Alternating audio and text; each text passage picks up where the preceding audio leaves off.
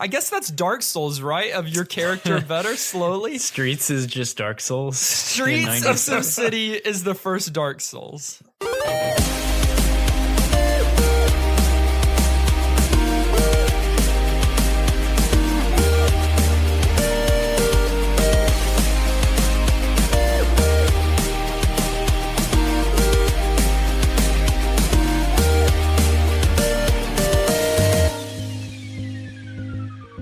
Welcome to New Game Plus. You are listening to a retro gaming podcast where one guy spends all week trying to figure out how to play one old game, and he's not even on the show. My name's Dustin.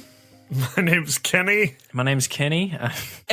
My name's Kenny, and this is episode 165. Whoa, 165. No, in 2019, I'm putting a stop to your random remarks on the episode number. I thought I was allowed to do it every 5 episodes. I'm the police. In 2018, you were, but Nolan's saying no in 2019. Okay, wow. All right. We'll see. Maybe every 10 episodes. This will be one of the most interesting episodes we've ever recorded. That actually any podcast has ever produced. Oh, we're going that hardcore. Yeah, this is going to go viral like worse than Serial did. Well, first things first, and it's worth celebrating, but we have hit another goal on Patreon. Oh my goodness. We have. Feels like it's been a while. That's big. Yeah, that's awesome. Oh man, it's been a long while. Like, okay, so we didn't make many goals when we first started our Patreon. I believe that we had 4 or 5 goals, and so we hit some of the smaller ones early on. And then we had our last goal, I believe, was at like $100, and we reached that. Man, I don't like quick within the first year, right? And here we are sometime later, a year and a half, I don't know. And we just hit the next goal. Super excited about this. We did have it for a long time set at that whenever we hit that goal, that whoever was a patron at that time would forever be immortalized online or in a physical plaque or something in our like NGP Hall of Fame. Yeah. And some people, I'm starting to find out now, we're actually kind of interested in that, excited about that. And maybe I think we can still probably do something like that. Yeah, however, it's a fine still tack it on, but I don't think there was a lot of hype about it. Not everybody was excited about having their name on a plaque that we had in our fake recording. Yeah, office. it was just like, well, what does this actually mean? After we really thought about it. And so we changed that at the start of this year and instantly hit our Patreon goal that we've been trying to stretch for a while now. Can you have to get a tattoo? Apparently, really bad at incentivizing. Kenny's tattoo's the next one, right? So on the booty cheek. For this one we just hit, we are doing our first ever NGP miniseries. Yeah, this is really exciting because here's the thing: I love Elements. We do, and if you don't know what that is, it's another series that we have going for our patrons, but like I really enjoy talking about other stuff sometimes. Yeah, and I mean it will be retro video game related, or at least video game related.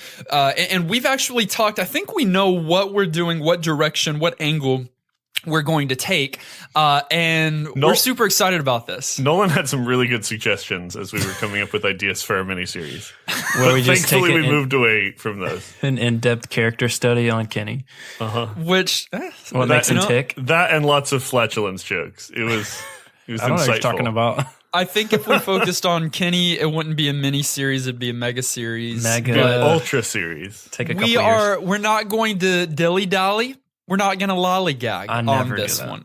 We're wanting to actually produce this content. We're excited about it. So hopefully within the next little bit, you'll be able to see a mini series drop in your feeds. It'll be available for everyone. We're super excited about it. However, we're not done stretching. Our next goal, we're a little less than 100 away, is our first 24-hour live stream. And that's a terrible idea, but it was Kenny's. It's a terrible idea. It was not my idea, but it was one that I grudgingly acquiesced to, and the more I've thought about it, I actually think it'd be a lot of fun, and I think we might be able to actually pull it off. It's the worst, but it's also the best because streaming is fun if people hang out. If we do a 24-hour stream and no one watches, I will kill myself. I mean, we'll still be playing video games. You've got to stop threatening to kill yourself on this podcast. You got to quit ignoring me. So just www. I hate that I did that. Patreon.com/NGP podcast. If you want to find out more information, there's different goals that we're going for, but there's different tiers in which you could support us, and there's rewards at each of those tiers. But we've got tons of content we want to keep creating, make it available for you. Thank you for all of those that have supported us this far and have helped get us to that NGP Hall of Fame Patreon goal. Second thing second, want to give an update on our best of 2018 poll. Oh, yes, please do. Yeah, so you guys know, but over the last couple of weeks, kind of as we concluded one year, started another, we began this poll, invited all of our friends and even people who don't even listen to the podcast to just kind of put in their favorite video game released in 2018 and then answer their favorite video game played in 2018. And so I want to give an update there, and then I want to encourage everybody, if you haven't voted yet, to go and do that, because I think that maybe that next episode we can call it there and see what our results are. That sounds good to me. Yeah, I'd say that's good. Almost through a whole month. So, so right now we are sitting at the top video game released in 2018, voted on by our viewers at 30.8%. So that's a good majority there. Is of votes is. Let me make sure I'm right. Super Smash Bros. Ultimate. Ah, interesting. Yeah. That came out right at the end of 2018. And obviously, and I wonder if that comes into play. You know, might that be, it's the freshest, it's fresh and hyped. Right. But it's also great. The second one released in 2018 at 19.2%. That's the next highest. Is Red Dead Redemption 2. Okay, which not a surprise. And then at 15.4%, we've got Marvel's Spider-Man. Also, lots of hype there, so I'm still not surprised. I'll give you one more because it's the only other one that's kind of above a 10% at 11.5% Celeste. Okay, I like that a lot. I like that Celeste even made the top. I do too. 4. That's really nice. We've got a lot of other games in there, but it's scattered, right? Sure. Of who played what or who enjoyed what kind of games. I like these polls. Maybe we should do more. It really is cool, color coded and all. And the nice thing is, like, our next question was, what was your favorite video game played in 2018? And that's just kind of like an open poll. We don't have any choices to select from. You just write in your game, and that actually like groups up the games too. So the winner there at 11.5% is Stardew Valley. Oh, okay. I played a lot of that too. I get that. It's one of those like ongoing games you play, you know? Right. And I think that would be my wife's favorite game for that she played in 2018. It was a great one. I had a lot of fun there. And then tied at 7.7%, so same amount of votes, we have for Red Dead Redemption 2 and Breath of the Wild. Oh, I'm sure Breath of the Wild going strong is not a surprise. Still living on. Because that game's a couple years old now. Again, we've got tons of other games in there like Assassin's Creed Odyssey and Super Smash Brothers, Subnautica, Persona 5, Overwatch. Yeah, so there's endless options there in what was your favorite video game played in 2018. But if you haven't voted yet, we've got the link to the best of 2018 on our social media, in our Discord, and we'll throw up the link to our poll this week so that you'll be able to easily play our little game. Unlike our experience with our retro game of the week, Streets of SimCity. Overview. Streets of SimCity is a PC game that was released in 1997 for Windows. Was a PC game. Yeah, it was. Rest in peace. It was developed and published by Maxis. And Dustin informed me last week, Maxis is the company that created the Sims series, right? Oh yeah, the crazy thing is, and I guess it makes sense, Maxis is so familiar to me, but I found out this week that it's not as familiar to everyone else. No, because I think EA partnered with them and kind of took over the series after this game. Right. So this was like the last Maxis only title, I believe. Oh, okay. Before EA joined the picture. So that's a correct. sucky way to go out. But yeah, Maxis was originally like responsible for all things Sims. Yeah. So the Sims 2, just the Sims series in general, SimCity 2000. Maxis was responsible for that. Okay, I'm glad Nolan said it, because like early, I feel like SimCity was way more popular than like The Sims. SimCity and SimCity 2000 were those big titles. Those were old too, though. SimCity was 89, which is crazy. Right. And so like early on, if you played The Sims and you played SimCity as it came out, you would be familiar with Maxis more than what, the parent company that took it over or whatever. Cool. So Streets of SimCity is a vehicular combat game, car game that is pretty unique in concept. So SimCity, we keep talking about that, is another game where you create towns, you create cities, and like you have to manage resources, you build buildings, roads, all that kind of stuff. And the cool thing about Streets of SimCity was that you could actually play this game using some of the maps that you created in SimCity. So which is super novel. Yeah, I think so too. Especially for 97, like that was the whole shtick for this game. Yeah, and especially for games that were so different. Like customization is not unheard of by any means, even this year. But you tended to do like custom maps for a first-person shooter or something that it kind of felt unified. This stretch of like, now that you've made this SimCity file and you have it sitting around on your computer, you can go and play a whole game based on driving cars around that city and whatever, shooting things, destroying it, flying. It gets a little ridiculous. It's kind of crazy. Yeah, there's not many games that can be directly connected to another game, like a second game. Right. I'm thinking like some of the like RPGs with like Dragon Age and even Mass Effect, you can carry over some of your content, and that's even novel and really cool and rare. But when it comes to this, you've got obviously same people, right, that do SimCity and Streets of SimCity, but you take a city that you build out in one way, in kind of like a peaceful way in SimCity 2000, which was a huge game, by the way, second installment in the SimCity series, very successful. And you take that where you're kind of playing God from a bird's eye view as you're building out, the industrial area and the commercial area and the residential area. And then you load that up in a 3D environment from the streets in a totally different game. That idea is novel. And for that to be able to work well and consistently is an incredible idea that I'd still love to see happen. Well, it is, and I think they even went a step further, which is kind of cool. And in researching, you guys may have realized this or not this week, but they also put a very, very bare bones, if I'm understanding correctly, city builder like in an editor, Streets of SimCity. So you can do a very basic, like, even if you didn't have SimCity, you could still design your own racetrack based on like the SimCity, style of building and import it and play it in the game. So it gave you the option, but didn't make it a dependency. Like it was still standalone, its own product, even without SimCity. Yeah. And I'm with you, Dustin. I think that the idea is incredible, and I'm going to steal it and make a game that does this. And it was the mid 90s, right? 97 when this came out. And that's really those couple of years there is when vehicular combat was a thing. And not only a thing, it was a big thing. Yeah, what was up with the 90s? Twisted Metal. 90s is so twisted. What was up with the 90s? Twisted Metal? Twisted Metal. Oh. Yeah, the subtitle for this game is Mayhem in Your Metropolis.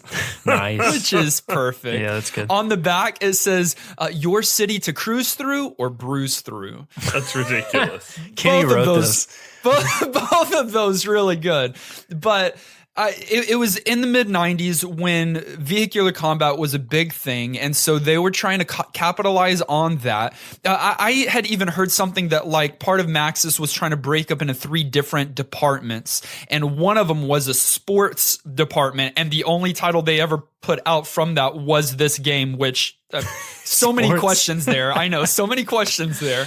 Nice. But Streets of SimCity is what we got at the time. However, Streets of SimCity will mark for NGP a first. We've been a podcast for over 3 years. That's right. We have played over 160 games, retro games, and recorded well over 160 episodes about those games. That's a lot of games. That's a lot of games. We've played games from the 90s, 80s, and even a few from the 70s. We've played games from the Apple II and the Atari and many others. And we've had our fair share of difficulties playing the retro game of the week. But we've always been able to make it work. But we're until quitting. This week. I can't believe this is the game that did us in. Like, is this the downfall of the podcast? Out of all games, this is the game. Yeah.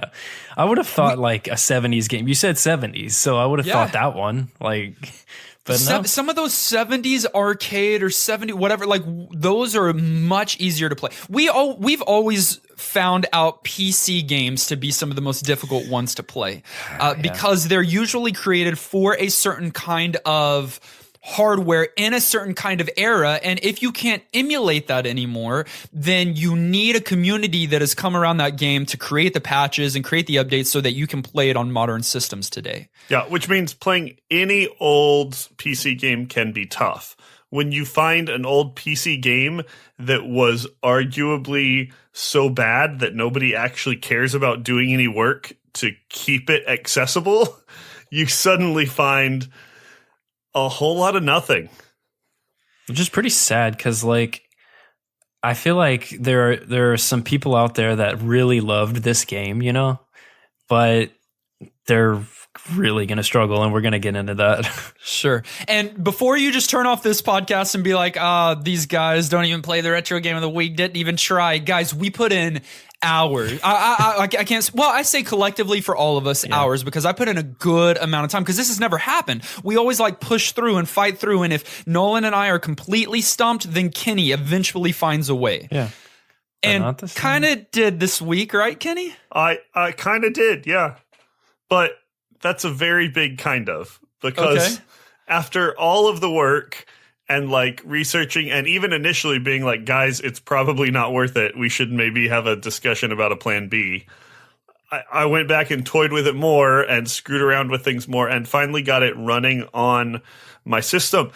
But here's the problem with this game specifically. Not only is playing an old game from this era hard, right, but then on top of that, this game is super, super buggy on its own.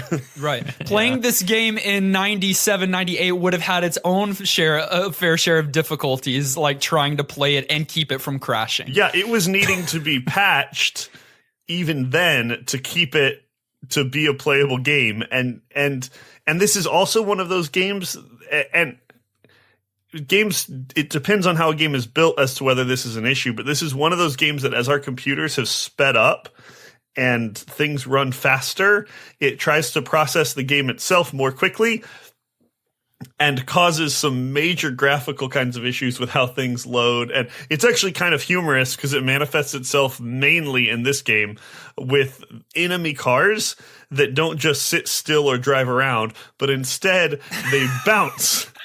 They bounce and fly very fast. Yeah, and we're talking they bounce like the equivalent of like I don't know, like 100 yards into the air. Well, over a skyscraper at times. Over a skyscraper. And sometimes if there's a whole bunch of cars, you'll look out and you'll see like a dozen different cars filled with these old, arguably really terrible graphics, and you're wanting to just go run around and shoot stuff, but instead all of these cars are just standing there bouncing. And so even once you get the game working, getting it working in a way that is stable is tough. And so I can't even really claim that I ever got this game working fully, because I could play between 2 to 5 or 7 minutes at a time before something would crash it out, and it would be something different each time. And so even then it was pretty unplayable, and that was after a lot of work to get it playable in the first place. So although we weren't able to get the game playing like it should or could or whatever, one of our listeners, longtime listeners, good friend Antonin, spent days like and he would write in our Discord logging his attempts of what he tried, and he eventually had to like emulate Windows 95, download a fake graphics card, get Fraps up, this program that can like bring everything down. Just an insane amount of tinkering until he was finally able to play it. Probably around the same degree that Kenny was able to get going this week.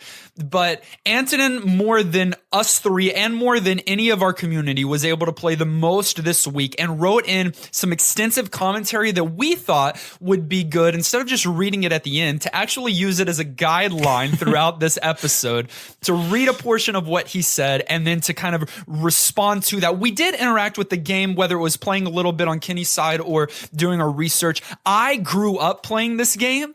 And so as soon as the music started this week, as soon as I started hearing some of the noises in the shop of like the car and the tires and the pressure, like gauges and stuff like that, so much nostalgia hit me. So I'll be able to even talk some from a legacy point of view. But we're just going to read some of his commentary throughout and reflect and respond to that.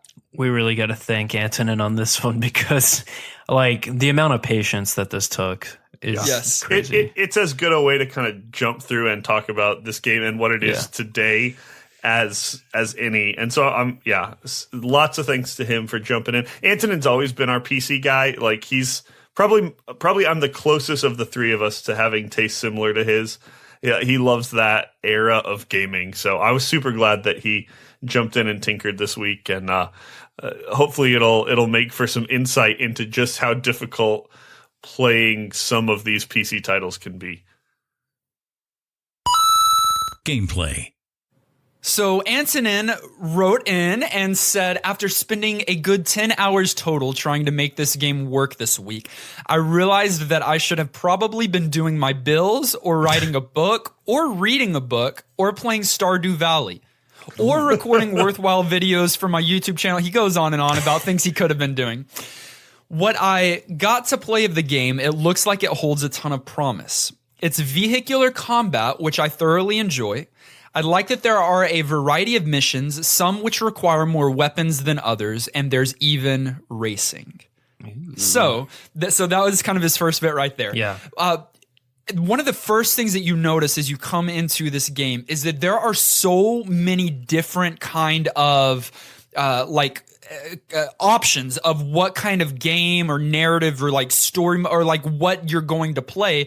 And that, just it starts with just tons of options, story like campaign missions. One where you're a grandma who has moved to a new small town in Wisconsin where she sets up a small freelance delivery service where she transports things like human kidney transplants and wisdom teeth. Wait. What? I didn't know about that, first of all, clearly, but second of all, no, you can't do that. So here's my take. You get a lot of people who are like, how is this even a Maxis game? Because, they do these simulation kinds of things that are in-depth and open and have this sort of tone to them. But I feel like it kind of reeks of Maxis. Maybe Maxis trying to do something weird and different. Who is Maxis? You said He knows. Keep going. Okay. Here's why. It's super open. There's tons of, you already said it, tons of different options of styles of play. A super amount of customization of your car and obviously of the map that you're driving around in. And it doesn't hold your hand. It gives you tons of things. And with some of that silly humor that they kind of have of like, oh, here, build a city. Oh, wait, bring in some natural disasters to destroy it, and it's going to be hilarious. And it's that, I don't know, it feels like a Maxis take on on vehicular combat to me. Were you about to say Carmageddon? Yeah, that is a mode. It's a competitor, right? Yeah, Carmageddon. So there was like multiplayer. I don't know if it was LAN. I mean, it wouldn't have been online, would it? Nah, I feel like it's network play, yeah. It would have been network play, but there's tons of options of how you play this game. You can play casually where you just drive through your city and you don't do anything dangerous. See, that's what I like. I like the idea of building a city and then driving through it with Sunday afternoon touring it.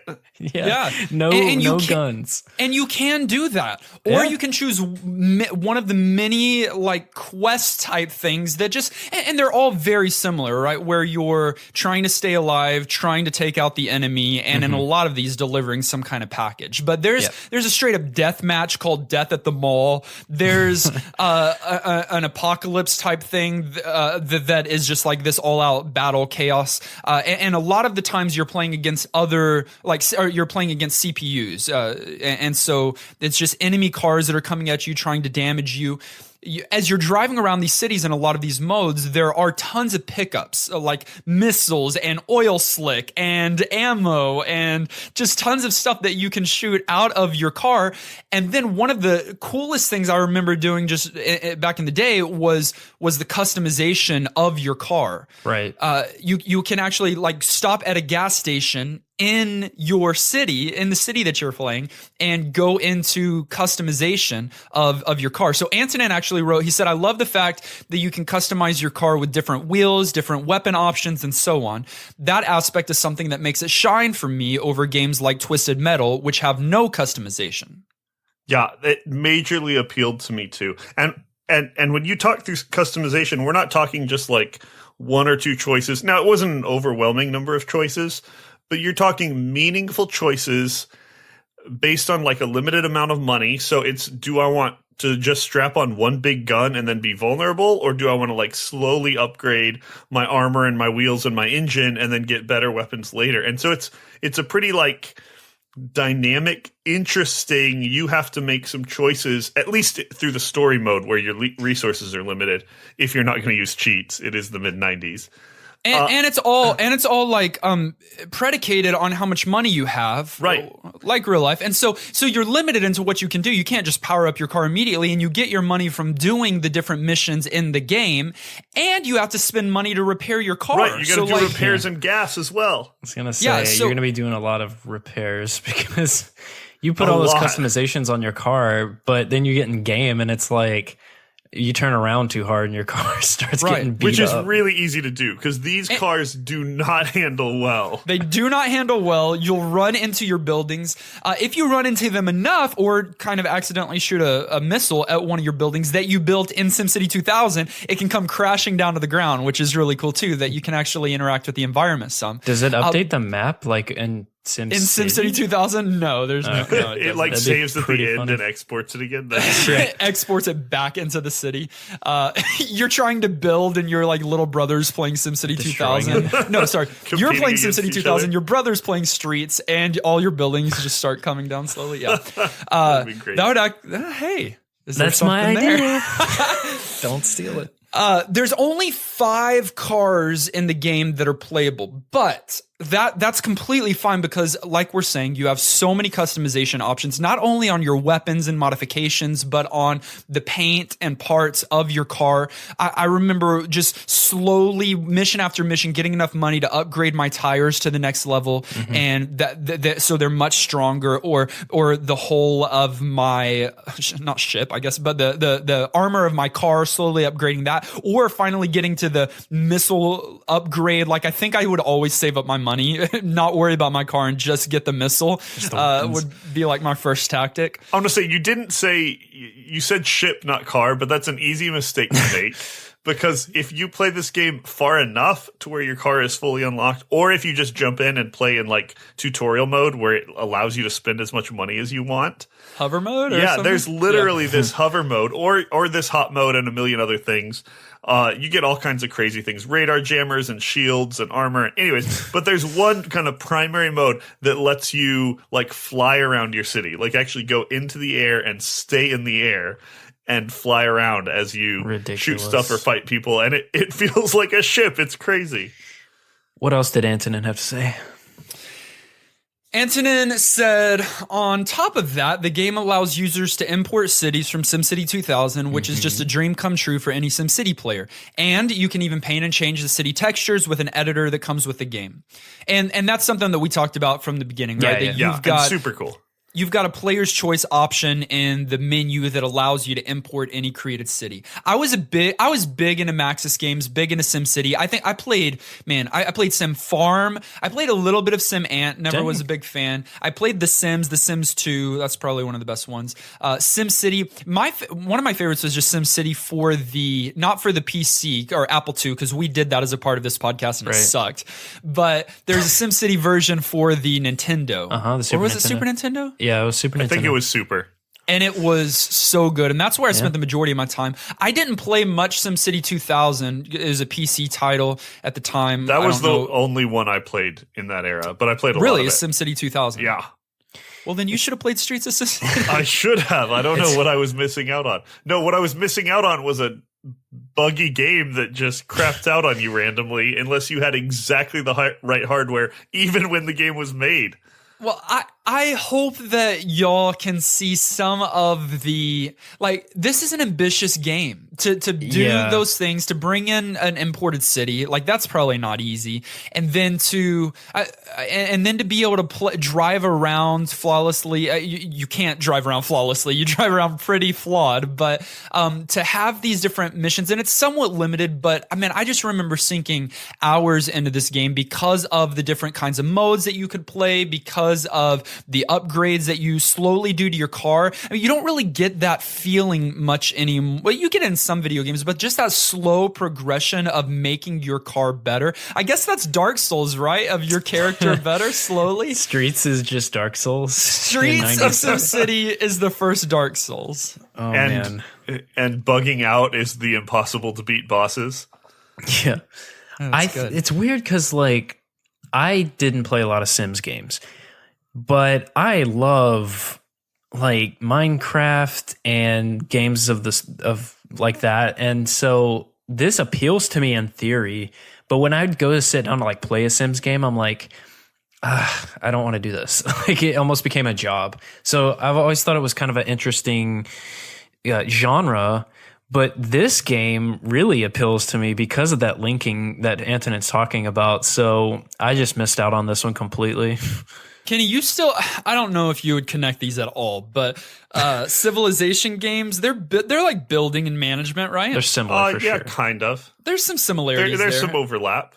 And you still enjoy and play some of those kind of games? Yeah, Civ 6 is still one of my go-tos when I have bigger gaming windows. It's such a marathon kind of game. You don't get to play it often, but when I do, I love going back and playing that. For me, at this point in my life, I'm too much of a perfectionist that I feel like trying to develop a city and it would be too stressful for me and not be as peaceful as it once was. Didn't you get into or try to get into that new game? A little bit. Come on, what's it called? Oh, we can't no. Just mention it. We have to say. Kenny, help. My wife played it for a little bit. It's the one. It's City Hospital? City Skylines. City Skylines. Yeah. And I mean, it's great. It's a great rendition, a great new, for a new generation. Yeah. I'll say this one thing. It's a lot less buggy than Streets of SimCity. A lot. Like, yeah. But everything is. Aged. So, Antonin had something to say about the age 2 for this game, and I think that's a place we can camp out for just a little bit. He did say, unfortunately, even with a PC emulator, even with hacky weird patches, this game doesn't work well. I can't imagine recommending this game to anyone other than PC enthusiasts that have a Windows 95 machine laying around somewhere or have been tweaking their PC or emulator settings or setup just for gaming.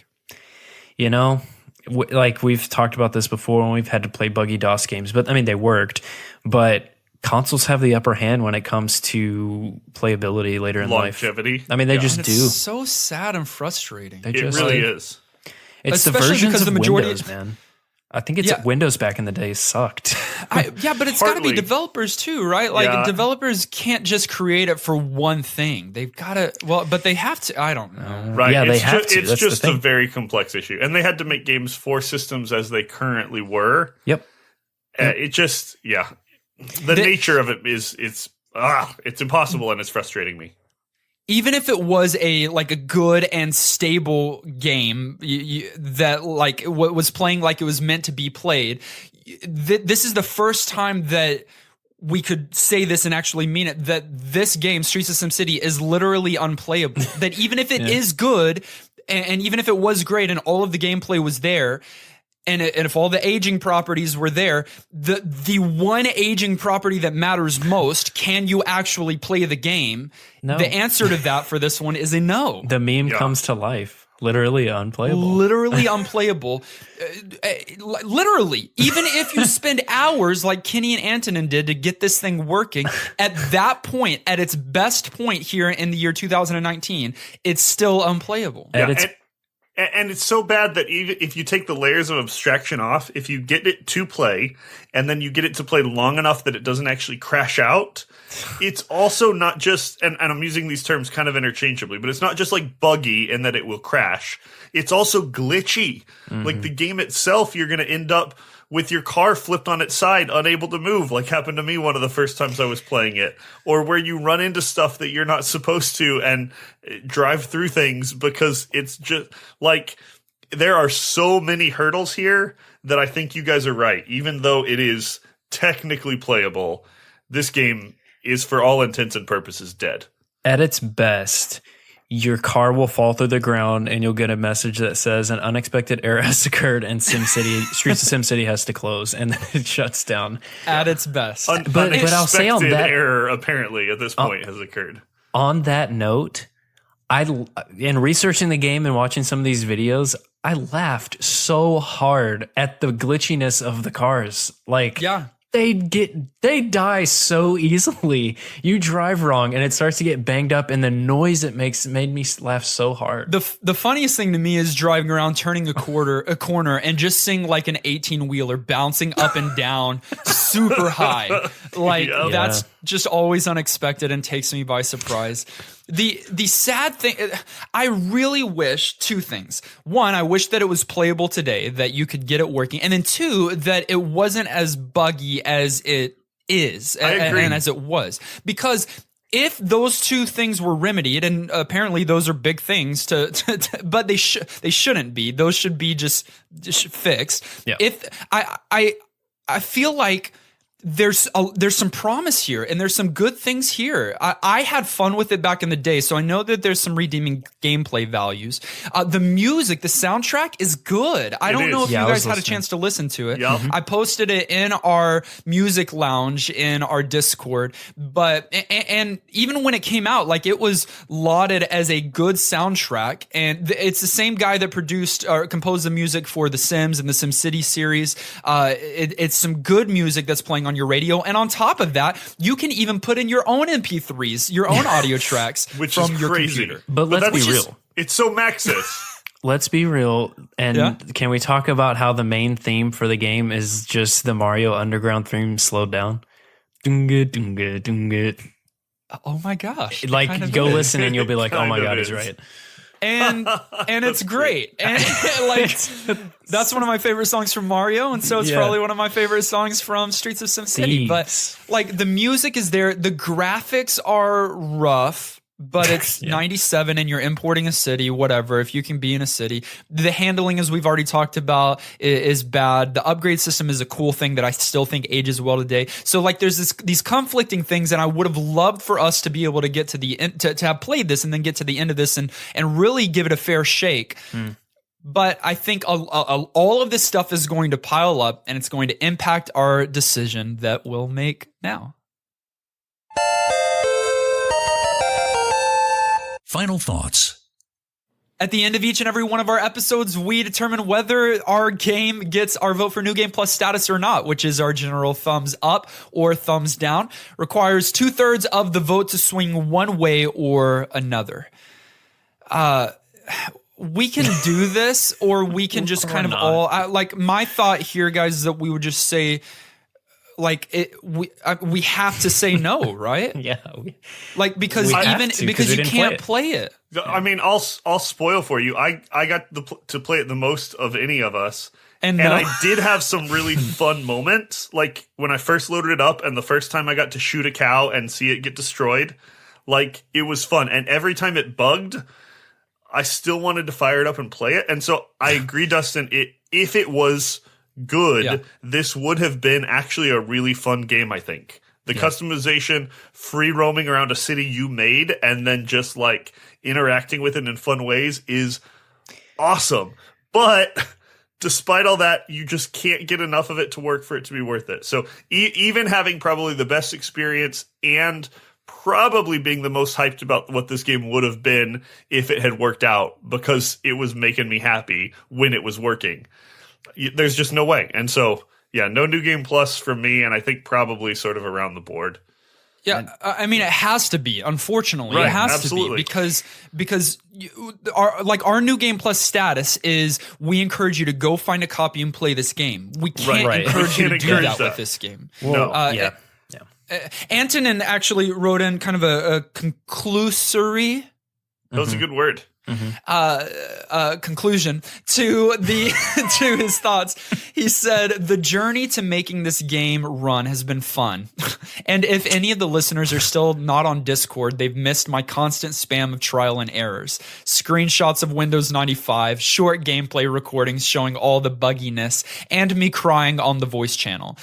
JK, I didn't do that on the voice channel. If Streets ever came out on GOG with bug fixes and the ability to run on a modern machine, I'd love to revisit it. If anyone knows of a good spiritual successor to the game, I'd love to play that too. I think it holds a lot of potential. Well, I'll make the spiritual successor, don't you worry. You make the spiritual successor. And can we say that if this game ever is like patched, fixed, brought out on GOG, that we will revisit this for the podcast? We have to. You got That's actually a great promise. And yeah, and I'll just say that I think the developers here were self-aware, and the unfortunate part is that it's unplayable, because I think they were laughing when they were making this game. Like, they didn't purposefully make it bad or buggy. It ended up that way, which sucks, but there was just a lot of potential here, so it just sucks. And I mean, that's a lot of the SimCity and The Sims charm, that there is this kind of like wit there and sometimes dark humor, and they capture it here. It's literally unplayable, which means Streets of SimCity is not New Game Plus certified. Rip. We actually had some commentary this week. I thought we just read people. We did. We read Antonin's. Okay. Antonin, thank you for giving us your commentary, for allowing us to use that as a part of our episode today. But JP also wrote in and said there are a lot of good things about this game. It is fun to play in a city from SimCity, and the buildings can be destroyed with missiles. It is fun to shoot the cows. They go moo and fly through the air and explode. If you have your computer set up perfectly for this game, it might not crash every 2 minutes, and the cars don't bounce up and down on the spot. I think there's quite a good selection of cars. The trains are fun to get hit by. Other than that, it's pretty much a disaster. No New Game Plus status. Yeah. I mean, yeah. Well he mentioned the cows. You liked them too. I think you can't not mention the cows. You can't not mention them. And then Hookshot wrote in. Hey. He said, although I didn't embark on the adventure Antonin did this week trying to get the game to work, I remember playing this game along with SimCity 2000 when I was a teenager. The idea of driving through the city you built was honestly pretty awesome. I remember the controls being terrible, but I was also using a mouse and keyboard and not a controller at the time. It's a fun idea, but not very well executed and probably doesn't deserve NGP status. Yeah, I think it's probably sums it up well. It sucks, like, when you remember a game and you're like, oh, that was so fun, and then come to find out you'll never experience that again. And then, right, you realize it's only fun because it was a video game and you were young. And it worked. But there's something there, and this is another discussion for another time, about, like, no, there is something about this game, but I'm even saying about, like, there's games that can even be bad that if you connect with at the right time in the right way, in your past, that there's a fondness there. Like, I think that there's probably, if we thought long and hard enough about it, there's a bad game that we're connected to, and we can't defend it because it's bad, but for us, it's good. Mm-hmm. Yeah, that's fair. I think probably everybody has a title like that if we thought about it. If you're listening the week of this release, I just want to shout this out because Hookshot did just write in. You have until Thursday to vote for Hookshot's design in the retro game t-shirt design competition. We wouldn't typically throw this out for just anybody, but Hookshot is the one that has helped us really revamp our image over these last couple of months. Our new logo that you're looking at right now, that's Hookshot. And he's in a retro game t-shirt design competition, and so go vote for his design. We'll throw up the link in the Discord. But for now, it's time to put our Streets of SimCity to the past. Man, never having been able to play it. And moving on to a new game. Our Retro Master list is ever growing, close to 1,000 games now. And from that list of games that are 15 years old or older, they can be on any console, any genre. They just need to be playable. We are randomly selecting the next game now.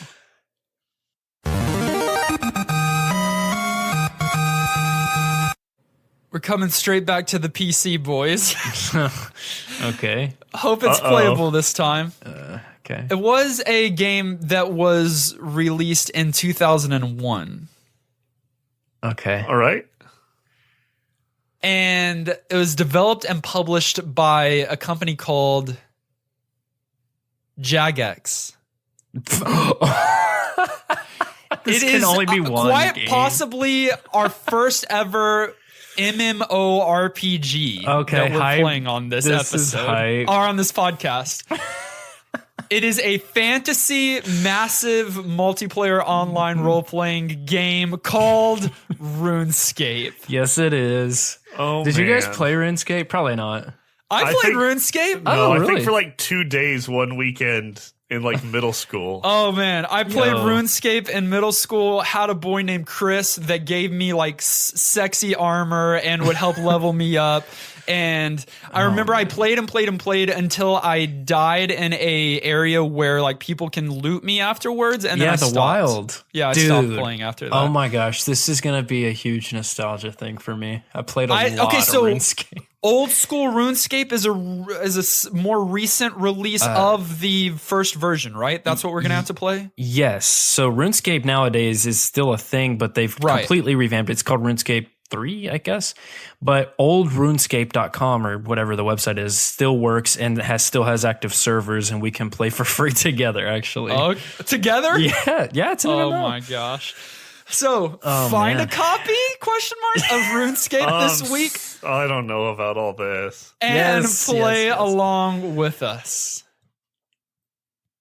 This will definitely be a week you want to hop into Discord and talk about RuneScape or whatever you want to. So go to Twitter, click on our Discord link in the bio, and we'll see you there. We want to give a super big shout out to some of our Patreon supporters. Especially this week, we want to say welcome back, Bradley. We appreciate you hopping back on board with Missed support. You, buddy, baby. Nice. And Rycon, thanks for upping your support as well. Wow. That's super exciting. We're very appreciative. And as always, we like to honor our producer level supporters. That's Zion, Gimbarino, Alex, and Dear Baby. And Bill. Bill. That's right. You heard it here first. Billiam. And only here, since it's us talking about our show. Only here. But only here. You can't hear it anywhere else. But our longtime supporter and good friend, Bill, who has been around since the early days, that a number of us have even gotten the chance to meet in real life. And anyways, you guys have heard about him if you're around the show at all. Bill has upgraded his support to producer level. So, dude, he'll get those weekly shout outs, and we are super thankful for his continued and increased support. Thank you, Bill, and welcome to the producer crew. Also, our t-shirts are available. We've mentioned this the last couple of weeks. You can go on our social media sites, find the links to that on our TeePublic page. We've got 4 designs. Get you a t-shirt. Every once in a while, there's sales. There was like a 24-hour sale just recently where everything was on 30% off. So get you a t-shirt or 2 or 3 or 4. They're starting to show up at people's houses, and they've been posting pictures on Twitter or in our Discord. It's so cool to see some of our first ever NGP swag getting out to our friends. So awesome. You can find us on our social media pages. That's Facebook, Twitter, Twitch at NGP Podcast, as well as our YouTube at New Game Plus Podcast. Listen to us directly on any podcast provider of your choice. Make sure you subscribe so that you are the first to get new NGP episodes. And while you're at it, leave us a kind rating and review. This episode was edited and produced by our good friend, Tom Tate. Join us next week as we play RuneScape. Oh, man. All of us together, everyone that listens to this podcast, maybe? Yeah, all in the same room. Until then, I'm still Dustin. I'm Kenny. I'm selling lobbies 1.5K each. And this has been our first ever literally unplayable episode of New Game Plus.